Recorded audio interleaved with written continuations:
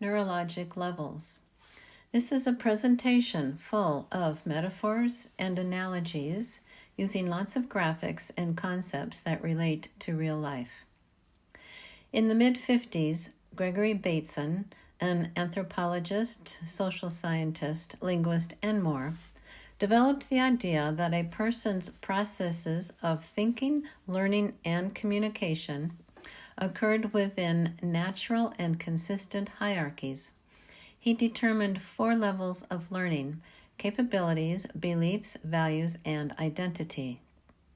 Then, in the late 80s, Robert B. Dilts, author and Neuro-Linguistic Programming or NLP master and master trainer, applied Bateson's concepts in his development of what he termed neurological levels. Now there were 6 levels: environment, behavior, capabilities, values and beliefs, identity, and vision.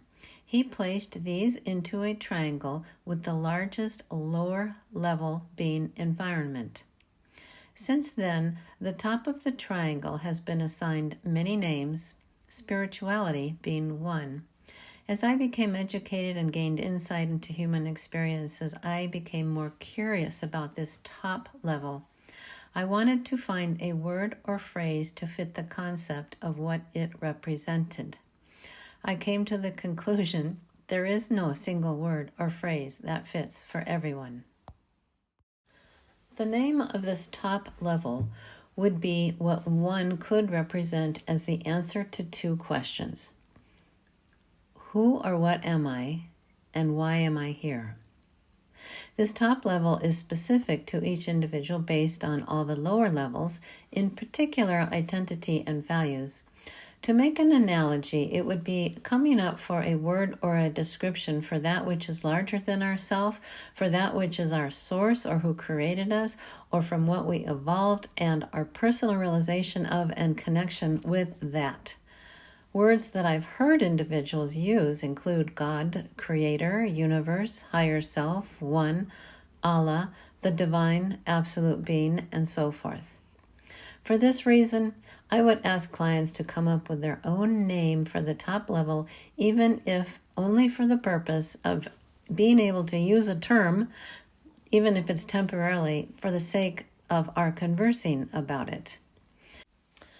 At this point, I want to change the triangle into a pyramid to include a more 3-dimensional aspect. But for now, in this presentation, I'll stick with this flat version. This graphic could explain Einstein's quote, "We cannot solve our problems with the same thinking we used when we created them." One cannot solve a behavioral problem addressing behavior.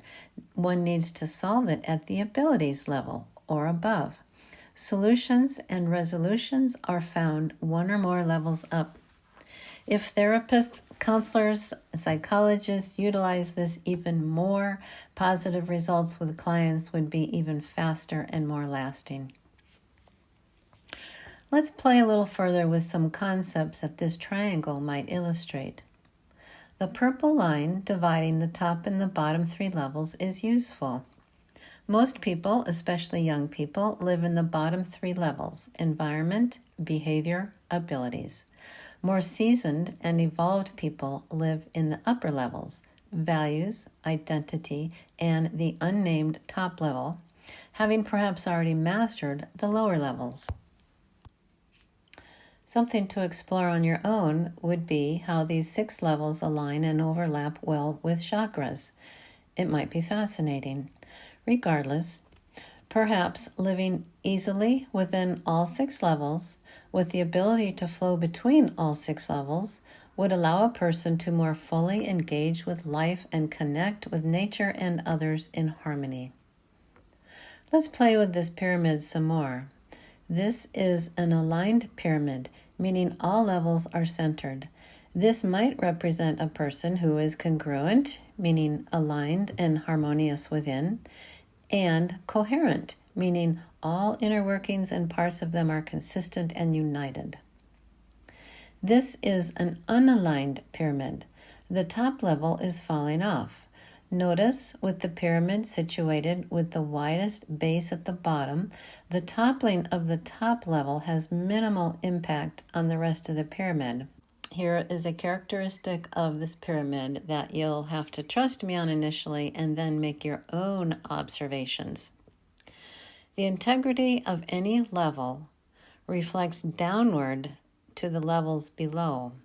Here's an example. Imagine a person who knows their values so that they are aligned on the values level and in all levels below. Now, for this person, let's say that honesty and family are very important to them. Then all of their abilities and behaviors and where they live and work will be consistent with being honest and honoring family relationships and well-being. This is shown in the grayed area in the values level and in the gray area extended below.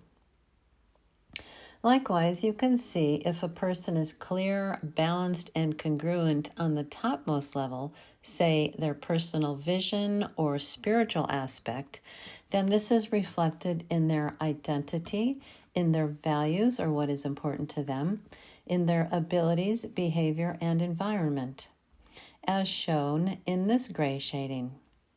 Okay, bookmark this concept that clarity on one level trickles down to the levels below, aligning them nicely. One of the major things I did with this pyramid was flip it. I kept the levels in the same order, but I flipped the weight of each level. Now, environment has the least amount of volume and is at the bottom, and the topmost level is more emphasized in volume and weight. Here is a flipped and aligned pyramid. Each level is centered, as before, on the level above it and below it, and again, this results in a person who is congruent and coherent.